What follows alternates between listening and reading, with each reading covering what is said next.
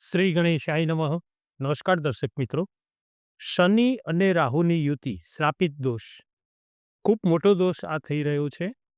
શનિ અને રાહુથી તમારી રાશિ ઉપર શું અસર થશે, કઈ રાશિને ખાસ સાચવવા જેવું છે, આ એક ડરાવવાની વસ્તુ નથી પણ એક સાવધ રહેવાની વસ્તુ છે. આ શનિ અને રાહુ બંને પાપગ્રહ છે. એ 52 દિવસ સુધી, લગભગ 2 મહિના સુધી બે સાથે રહેશે, માર્ચથી તે 18મી મે સુધી. તો આ કેવું ફળ આપશે અને આનાથી કેવું બનશે તમારી રાશિમાં, અને આનું ખરાબ અસર શું હોય છે તે વિશેની માહિતી આપણે જોઈએ. તો સૌપ્રથમ શનિ પણ પાપગ્રહ છે અને રાહુ પણ.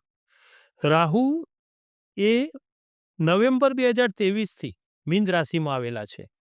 એ રાહુ એક રાશિમાં 18 મહિના સુધી રહે છે અને શનિ એક રાશિમાં 2.5 વર્ષ સુધી રહેશે.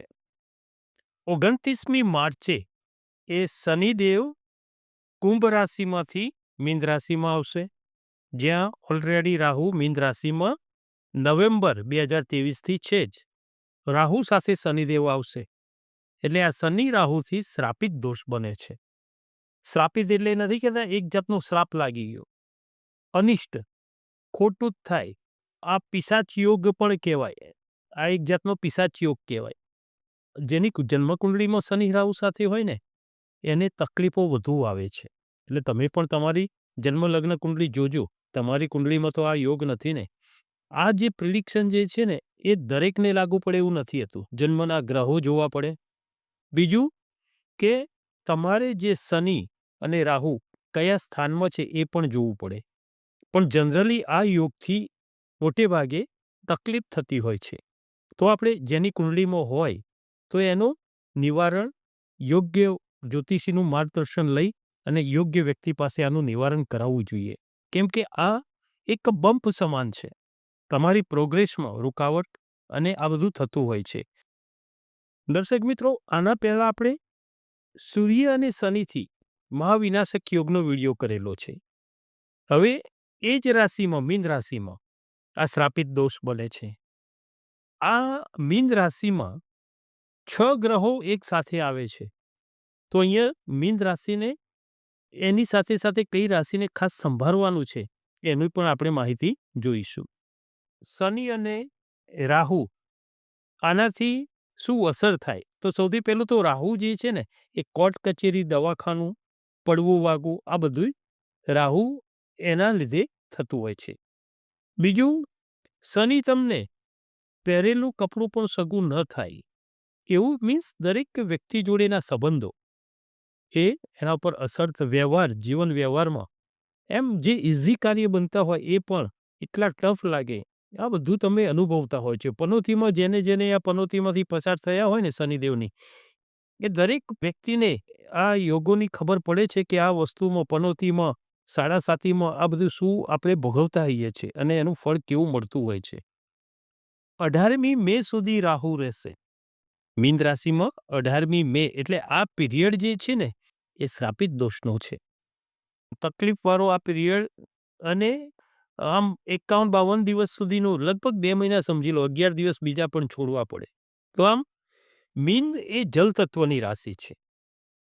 જલ તત્વની રાશિમાં આ યોગ થાય એટલે ખાસ તમારે સાચવવાનું રહેશે. એમાં હવે જોઈએ કે આપણે કઈ રાશિ જે કીધી ને, કઈ રાશિને ખાસ સંભાળવાનું છે. તો સૌ પ્રથમ મેષ રાશિ.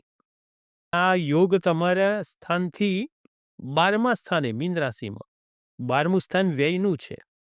એટલે તમારે કોઈનામાં અહીંયા મધ્યસ્થી બનવાનું નથી. આ 2.5 વર્ષ સાચવવાનું છે. ડરવાની જરૂર નથી. ઘણા લોકોએ ડરાવી દીધા કે ભાઈ મેષ રાશિને સાડાસાતીની શરૂ થશે. ડરવાની જરૂર નથી. સાડાસાતીનો પહેલો તબક્કો છે. તો તમારે આ વ્યય સ્થાને મીન રાશિમાં આ બધા ગ્રહો આવવાથી ખર્ચ ઉપર તમારે ખાસ ધ્યાન રાખવાનું છે. અને ખાસ બીજું, મીન રાશિમાં બધા ગ્રહોના લીધે 7મી દ્રષ્ટિ 6ઠ્ઠા ભાવ ઉપર પડશે. એટલે રોગ, રીપુ, ઋણ, આ બધી વસ્તુઓમાં તમારે કોઈ ગુપ્ત દુશ્મનોથી પણ સાચવવાનું રહેશે.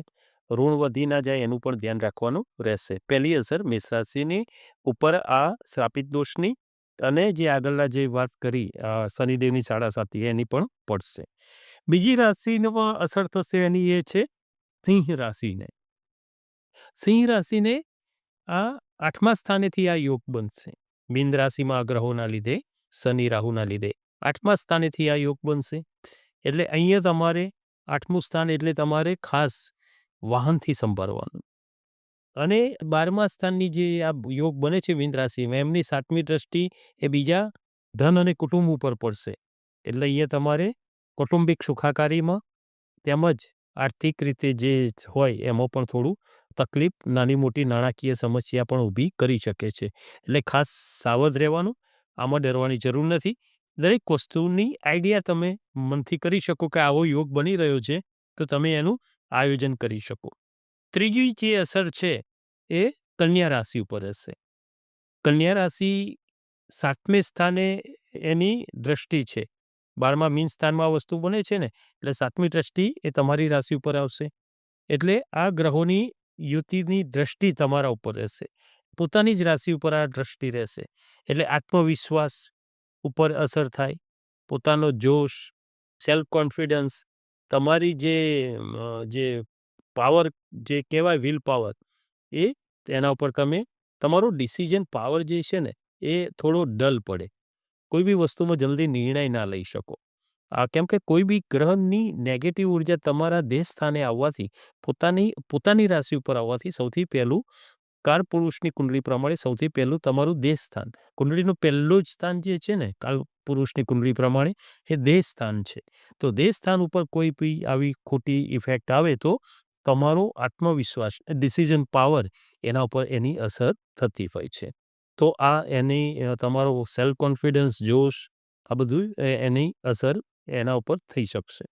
હવે ચોથી જે રાશિ છે કે જેને સંભાળવાનું છે એ જે જ રાશિમાં આ યોગ બને છે એ જ રાશિ મીન રાશિ જે જલ તત્વની રાશિ છે એને આ મીન રાશિને આમાં તમારે શું થશે? તમારી રાશિમાં આ વસ્તુ બનવાથી સૌથી પહેલું તો માનસિક રીતે તમારે કારણ વગરની ચિંતાઓ, માનસિક તણાવ, બોધરેશન આ બધું અનુભવી શકો. કેમ કે તમારી જ રાશિમાં જોઈએ તો 6 ગ્રહોની આ યુતિ છે. તો અહીંયા તમારે ખાસ તમારે સંભાળવાનું રહેશે આ પિરિયડમાં.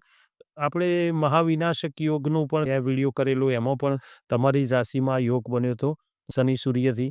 આ જે શનિ રાહુથી પણ આ જે યુતિ બને છે શ્રાપિત દોષની એ પણ અશુભ ફળ આપનારી થશે. કર્મનું ફળ અહીંયા તમને કોઈ બી રાશિવાળાને અહીંયા કર્મનું ફળ દરેક ગ્રહો જ્યારે આ મહાદશા અને આ બધી યુતિ બને છે ત્યારે ભોગવવાનું થતું હોય છે. આ સાથે સાથે રાહુથી પણ તમારે ખાસ જોઈએ તો વાહન ચલાવવામાં પણ સંભાળવાનું રહેશે. કેમ કે પોતાની જ રાશિમાં આ વસ્તુ બની રહી છે. આ 4 રાશિની જે વાત કરી કે શનિ રાહુની અસર છે તો તમારે શું કરવું જોઈએ? તો શનિ રાહુની આ શ્રાપિત દોષની યુતિ જે બની એના માટે તમારે સૌ પહેલું તો શ્રાપિત દોષનું જો તમારી જન્મકુંડળીમાં આ દોષ હોય તો એનું નિવારણ કરાવવું જોઈએ યજ્ઞ દ્વારા. બીજું શનિ અને રાહુના દાન આપવા જોઈએ. રાહુ માટે કીધું છે બુધવારનો દિવસ.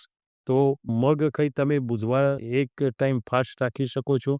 એનો ઉપવાસ કરી શકો છો.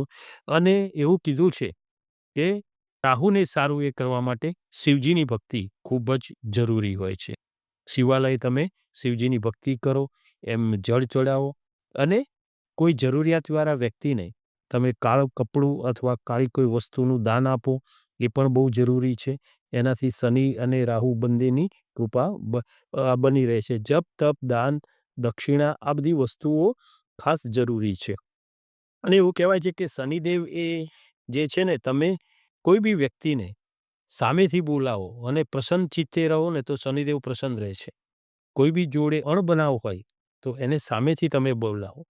એનું મન તમે સંપાદન કરો અને ખૂબ જ નિખાલસથી રહો તો શનિદેવની કૃપા નિખાલસ જેટલું હોય જીવ એ શનિદેવ એના પર કૃપા કરે છે. અંદર કાવા દાવા હોય અને કોઈ બી રીતે અંદર કોઈનું ખરાબ કરવાની વૃત્તિ હોય, ચાલાકી બહુ એ કરે એને શનિદેવ બહુ જ આવા સમયમાં ખરાબ અસર કરતા હોય છે. બીજું કીધું કે હનુમાનજીની ઉપાસના કરવી. તમારે હનુમાન ચાલીસા કરવા, સુંદરકાંડનો બની શકે તો પાઠ કરવો. જપ, તપ, દાન આ બધું કરવું. શનિદેવની પ્રિય વસ્તુનું દાન કરવું. કાળી વસ્તુઓનું દાન ખાસ કરવું એમની પ્રસન્નતા માટે. બાકી બીજી રાશિઓ માટે તો કોઈ તકલીફ જેવું નથી. વૃષભ રાશિ માટે પણ સારું છે. વૃષભ રાશિનો જે કામ કરવાની વૃત્તિ છે એ પણ બહુ પરફેક્ટ છે અને આ વૃષભ રાશિ માટે કોઈ એવો ખરાબ પિરિયડ નથી. બીજું મિથુન રાશિ માટે. મિથુન રાશિ માટે પણ એવું સરસ છે કે એમને તો 10મા સ્થાનેથી વસ્તુ બને છે. 10મા સ્થાને હોય ને જેને એના બસમાં બધું ઘણું બધું હોય છે.